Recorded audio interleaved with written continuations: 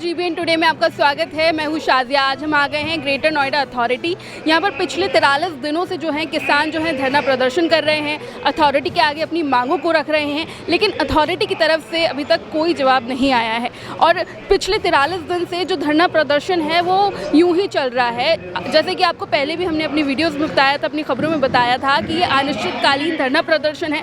यहाँ पर जो आप देख सकते हैं आसपास, यहाँ पर सैकड़ों की तादाद में लोग मौजूद हैं और अलग अलग जगह से लोग आए हैं। अब देखते हैं कि कितनी हद तक लोगों से बात करते हैं और देखते हैं कि कितनी हद तक लोगों की मांगें पूरी हुई है, अथॉरिटी उनकी बातों को सुन रहा है या नहीं। अगर सुन रहा है तो अभी तक क्या सॉल्यूशन निकल करके आया है। तो आइए चलते हैं, बात करते हैं लोगों से। आज 43वां है, क्या कुछ आगे चीज़ें हो सकती हैं, क्योंकि 43 दिन बीत चुके हैं, सब यहाँ पर मौजूद हैं, सैकड़ों की तादाद में हैं किसान, महिलाएं हैं, क्या कुछ आगे हो सकता है? कल हमारी इनसे बात हुई थी। हमने इनसे कहा था कि 42 दिन हो गए, आपकी तरफ से कोई कार्रवाई हमारी मांगों को लेकर के अभी तक नहीं की गई है। इसका मतलब आप हमारी मांगों को लेकर के अभी भी गंभीर नहीं है और इसलिए हमने आज ये डेरा डालो घेरा डालो प्रोग्राम रखा।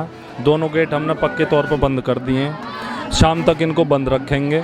हमने इनसे कहा कि भाई चेयरमैन लेवल पर आप बातचीत करवाओ और इन समस्याओं को अगले मंगल तक हल करो। यदि अगले मंगल तक हल नहीं करोगे तो हम दोनों गेटों को परमानेंट बंद कर देंगे। इसके अलावा दोनों गेटों को बंद करने के अलावा और क्या सोचा है और किसान क्या करेंगे, क्योंकि 43वां इससे अनिश्चितकालीन धरना है, तो फिर आगे क्या सोचा है? इसके अलावा और क्या होगा गेटों को बंद करने के अलावा? बिल्कुल, ये सबसे एक्सट्रीम हमारी पोजीशन है। दोनों गेट हम बंद कर देंगे। जो प्राधिकरण कार्यालय ही बंद हो जाएगा ना प्राधिकरण के कार्य इसमें अधिकारी अंदर जा पाएंगे ना बाहर आ पाएंगे। यदि आप हमारी मांग नहीं सुनोगे तो हम आपको अंदर नहीं बैठने देंगे, ये हमने घोषणा कर रखी है। और ये जो मुद्दे हैं हमारे, ये पहले से तय मुद्दे हैं, इन पर समझौते हो रखे हैं, कोई नई मांग हमारी नहीं है। प्राधिकरण ने वादा खिलाफी की है तो प्राधिकरण को उन वादों को पूरा करना चाहिए।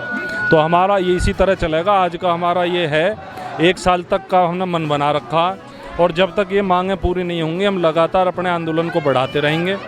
50 गांवों का मसला है, अभी जो 25-30 गांवों में हमारी मजबूत स्थिति है, 25-30 में और मजबूत कर लेंगे हम और अगले मंगल तक 10,000 से भी ज़्यादा लोग यहाँ आपको मिलेंगे। क्या ये जो चीज़ें हैं इतना एक्सट्रीम लेवल पे जो ये धरना प्रदर्शन ने एक आंदोलन का रूप ले लिया है, क्या ये सिर्फ इसी सरकार का है या फिर इससे पहले भी ये चीज़ें हो चुकी हैं? पिछली सरकारें संवेदनशील थीं, लोगों की बातें सुनती थीं। ये सरकार बहुत ढीठ है, किसान विरोधी है। यहाँ की जो अधिकारी हैं मैडम रितु माहेश्वरी, उनकी मानसिकता किसान विरोधी है।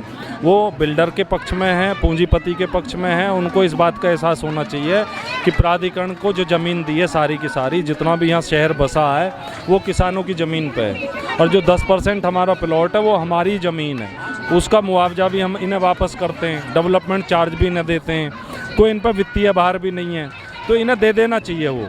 और उसको लेकर हाईकोर्ट का भी आदेश है, हाई पावर कमेटी की भी सिफारिशें हैं और आपको ने 64% दे भी दिया तो 10% आप क्यों मुकर रहे हो? तो ये हम इनसे लगातार कह रहे हैं, ये बात इनकी समझ में नहीं आ रही। सैद्धांतिक सहमति देते हैं बहकाने के मकसद से और कहते हैं कि हम पहले शासन से अनुमति लेंगे। हमने इनसे 42 दिन पहले कहा था कि आप ले लो अनुमति, आज तक इन्होंने अनुमति नहीं ली और वो मुद्दा ऐसे ही लटका रखा है। अच्छा, ये आश्वासन देना हर बार का है, आश्वासन देना और अपने आश्वासन से ही मुकर जाना, किसानों की बात ना सुना, तो अथॉरिटी जो है ये सारी चीज़ें जानबूझ के कर रही है या फिर आपको क्या लगता है कि ऊपर से उनके ऊपर दबाव है? नहीं, ये जानबूझ के कर रहे हैं, क्योंकि आप देखो पिछले 7-8 साल में हमारा 120 मीटर का प्लॉट वो ख़त्म कर दिया, 17.5% का कोटा ख़त्म कर दिया, 10% के प्लॉट का इशू आज का नहीं है, 2011 का इशू है, 12 साल इस इशू को हो गए, अब तक मिल जाने चाहिए थे, आज भी हम इसके लिए लड़ रहे हैं। रोजगार पर हमारा शासनादेश है 2010 का, उस पर ये पॉलिसी लागू हो जानी चाहिए थी, आज तक हम लड़ रहे हैं। नया कानून 1 जनवरी 2014 से लागू है, वो लागू हो जाना चाहिए था, आज तक हम लड़ रहे हैं। तो इनकी मनसा कि किसानों की ज़मीन को कौड़ी के भाव लेना। अभी सुनपुरा गांव में 72,000 रुपये मीटर में ज़मीन इन्होंने नीलाम करी है और हमारी 3500 रुपये में ली है। तो ये तो एक कंपनी है, कंपनी की तरह काम कर रही है। तो ये जो है बहुत स्थिति खराब है। शिफ्टिंग में हमारी बहुत सारी आबादियाँ इन्होंने करी, विकसित जगह से गाँव की तरफ भेजी, उनके रकबे भी बोर्ड से पास कर दिए, बाद में उनके आधे रकबे का प्रस्ताव शासन में भेज दिया।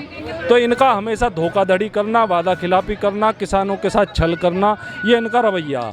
और इसलिए हमने ये तय करके बैठे हैं कि इनके किसी आश्वासन में नहीं आएंगे, किसी चिट्ठी में नहीं आएंगे और ठोस नतीजे तक यहीं बैठेंगे। जैसे कि आपने सुना कि जो लड़ाई दिख रही है किसानों के बीच और अथॉरिटी के बीच, वो है आर पार की लड़ाई, क्योंकि किसान बिल्कुल सोच के बैठे हैं कि अगर हमारी मांगें पूरी नहीं होंगी तो हम इसी तरीके से धरने को और ज़्यादा आगे बढ़ाएंगे। जिस तरीके से दोनों गेटों को बंद कर दिया गया है, दोनों गेट आगे भी ऐसे ही बंद रहेंगे। आप जैसे कि आसपास का माहौल देख सकते हैं। माहौल कुछ ऐसा है कि महिलाएँ भी मौजूद हैं, बुजुर्ग भी मौजूद हैं, किसान भी मौजूद हैं, इसके अलावा जो है यूथ भी मौजूद है। काफ़ी परेशानियों का सामना जो है किसान कर रहे हैं। अब देखना ये होगा कि 43 दिन हो चुके हैं और कितने दिन किसानों को ये सारी चीज़ों का सामना करना पड़ेगा और अथॉरिटी जो है उनकी बात को कितना सुनेगी, क्योंकि जैसे कि आपने सुना पहले भी अथॉरिटी से बात हुई, सिर्फ आश्वासन दिया गया। अब आश्वासन के बाद इस बार क्या सच में कार्रवाई होती है या नहीं, ये देखना होगा। फिलहाल के लिए सिर्फ इतना ही, और भी ऐसी ही खबरों के लिए जुड़े रहिए हमारे साथ GBN टुडे।